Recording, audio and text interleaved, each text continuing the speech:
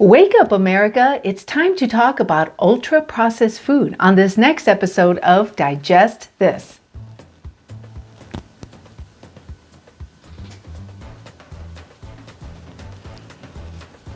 Welcome to Digest This, the show that helps you revolutionize your digestive health. Here are your hosts, Dr. Liz Cruz and Tina Nunziato. Hello, and welcome to Digest This. I'm Dr. Liz Cruz, and I've got the beautiful Tina Nunziato sitting right here by my side. It's so great to be here with you again. If you are one of our regular listeners, thank you so much for being on this journey with us. We love you. If you're one of our new listeners, welcome. And maybe some of you, hopefully a lot of you are not only listening, but viewing us because we're also on YouTube. And so yes, welcome. I know this week I had a patient and his wife tell me that they just started listening to us. And as a result of it, that they've already made changes. And I was so excited and I was so appreciative for that. And so I appreciate that every one of you takes the time to hang out with us every week. We try to put out an episode, 15, 20 minutes. And we know that you're busy. Everyone has busy, hectic lives. So the fact that you take the time to hang with us means the world to us. Thank you so much. Yeah, I was just going to mention that we might get a lot more listeners now because we've spent the last week informing thousands of patients about your shift. Yes. And so with thousands of patients that just got informed, they also got informed, hey, listen to our podcast. Yeah. So if they didn't know we had one, they know we have one now. So that's right. Exciting. Yeah. And I just said that we do this every week. However, that's a little bit of a lie. Because we didn't post one last week, but there was a real good reason for it. Tina and I were celebrating our 20th wedding anniversary, and it was last week on the 12th. Last Wednesday, The normal date that we post our podcast was our anniversary day. Exactly. And so we decided to take a break. We did.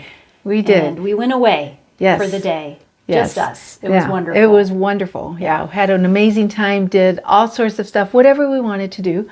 And it was definitely refreshing. It was so cool to do it right in the middle of the week. Mm-hmm. Yeah. So anyways, that's why we didn't post one last week. So please forgive us. All right. So Tina, let's talk about ultra-processed food. Ultra-processed foods. Yeah. I mean, we've talked about it on other podcasts. Mm-hmm. Just trying to encourage patients to read food labels, get really good about reading the ingredients in their food. But there was an article that came out about a month ago on some different organizations doing studies on ultra-processed foods. And I thought it was really interesting, some of the findings. So I thought it would be fun to share on a podcast. Absolutely. Yeah. So it was actually pretty cool because they were using AI research tools to do their research, and they were looking at Target, Walmart, and Whole Foods. Mm-hmm. So they were just doing research to try to determine, just to try to look at the amount of processed, natural versus just kind of marginally processed, versus ultra, like super duper processed food. Yeah. And so, they were, one of the things that came out of it is that there are like over, in a grocery store that you go to, you're going to find like over 50,000 different items. Yeah. Different brands. And so, everyone is always all excited because they have all these different brands to choose from. But it's not even about the brand. It really isn't. It's not about the brand, but it's about what's in that. What are the ingredients that went into the production of that product? Mm-hmm. Yeah, and food is a lot different than it used to be for patients. So when we are talking about ultra-processed foods, it basically means an ultra-processed food is something that has a lot of coloring in it, a lot of additives, and a lot of sweeteners, especially artificial sweeteners. But that's kind of the general definition of just, they're just putting junk in our products. And if you were to go read a food label of something that was ultra processed, you might see 25 ingredients in something that you think should only have 3 or 4 ingredients. You might see words that you can't pronounce. You might see a ton of dyes. things like that. And if that's the case, that those are the foods that you want to be putting back on the shelf. That those things do not belong in your body. If you can't pronounce it, put it back on the shelf. If there are more than 8 to 10 ingredients in a product, put it back on the shelf. It just means there's a lot of junk in it. But yeah, it was interesting to hear that out of the 50,000 items in a grocery store, 70% of them were ultra processed. Yeah. And the main thing, which this isn't going to be a shock to people, that's driving these food companies to do what they're doing with our food is trying to make the cheapest product possible per calorie. Right. Okay. Because that's what people want. People are, in general, are trying to find the cheaper products. So they're trying to find, the cheaper soups, the cheaper stews, the cheaper pastas, the cheaper, even the pre-made meals, right. Like microwave meals, things you can put in the oven. It's these pre-cooked meals. What they found was that if the most processed foods were 66% cheaper per calorie than the non-processed foods. And so that's, the fact that we're buying these foods because they're cheaper is what continuously makes these food companies continue to provide these foods. So if at some point we as a society say, we're not going to buy this stuff anymore, I don't know, maybe they'd start changing. Yeah.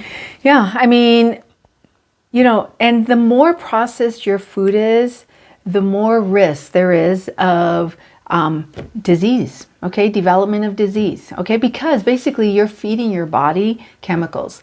And there's one other thing that I wanted to add to what Tina was saying about what makes something ultra processed, and that's an ingredient that you will see on a lot of things where maybe the packaging says organic or healthy, natural flavorings. All right, natural flavorings. I mean, I've looked at so many different things that I wanted to buy, and the minute I see natural flavoring, I put it back because natural flavoring, you don't know what that is. That's not regulated by the FDA. Right. Natural flavoring is not regulated, and it's probably just more chemicals. Yeah, it's actually a term that these food companies are allowed to use for 50 different ingredients that they don't have to tell you what's in there. Yeah. So that's even scarier. It is scary. You don't even know Yeah. what does this natural flavorings constitute. And that is in a lot of products these days because, again, food companies are trying to hide as much as they can for people who are getting smart and reading food labels. And reading ingredients, I should say. So that's the thing. I'm trying to teach patients and clients to get away from reading the nutritional facts, like how much fat is in this product, how much carbs, how much whatever. You want to get away from that. And I think we were trained to go there because they didn't want us to read the actual ingredients. Right? You want to not go there, and you want to just go to the ingredients. Read the items that are actually in your food. And the first thing listed is what it makes up the food the most, and then it just goes down from there. So the last thing listed is what's least in the product, but the first thing is the most. So again, if you start reading the ingredients, you go to your pantry right now, start pulling stuff off the shelves and just reading the ingredients, I think you'll be shocked as to what's in your food. I remember when we did that exercise 10 plus years ago, I was literally in the pantry just crying. Because even our canned vegetables, we at that point in our life, because we don't eat a lot of canned vegetables anymore, but we used to, they were putting sugar in canned corn, sugar in canned beans, and you're like, why? Why are they adding this stuff? Well, because sugar is addicting, right? And it's nutritionally depleted, and so the more sugar they're putting in our products, the more we want to eat, and the less nutritious it is. So it makes us want to eat more and need more, and here we are, kind of obesity epidemic for adults, children, right? And it's mainly because of our food supply. So to be really conscious of the foods we're purchasing and bringing home and the foods we're putting into our body every day.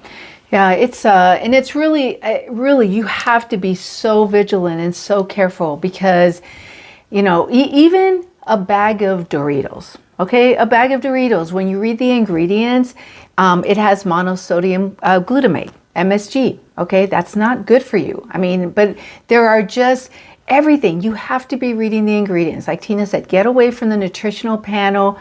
Really, that doesn't matter. You need to go to look at the ingredients and see what's in there because you will be shocked at what is in the food that you're putting into your body. And remember, making healthy choices, maybe spending a little bit more to get something that's more natural, that's not ultra processed, is an investment that you're making in yourself. Okay, because you're either going to make the investment now or someday down the road. If you keep eating the ultra processed diet and not being concerned about what are in the ingredients and just eating whatever you want, you will ultimately have to make an investment with doctor bills and hospital bills down the line. Over-the-counter medicines as you start to not feel well and potentially develop different illnesses. Okay,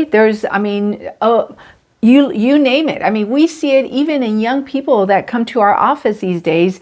I mean, young people with diabetes, fatty liver, high blood pressure, young people who've already maybe had a cancer. I mean, we are seeing so much of it, and it has continued to increase. What we're seeing has drastically increased over the last 2 decades, because we've had our practice, 18 years, almost 2 decades.